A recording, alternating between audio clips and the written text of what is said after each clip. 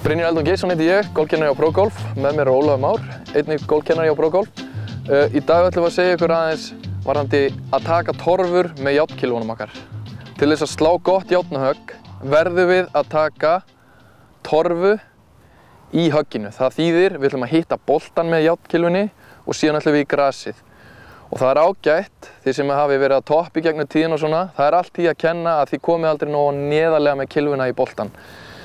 Hérna á eftir ætlar Ólafur að slá fyrir okkur eitt högg og það er ágætt fyrir ykkur þegar þið farið út á völlinn að skoða síðan torfuna eftir höggið. Sjá hvernig torfan vísar, miðar hún í áttina þangað sem ég var að miða og svo framvegis. Hún getur hjálpað okkur gríðarlega.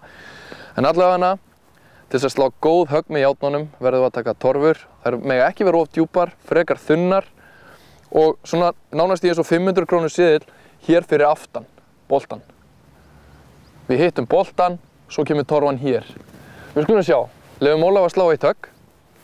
Ólaf, þú tekur bara þinn undirbúning og síðan skulum við skoða torfufarið.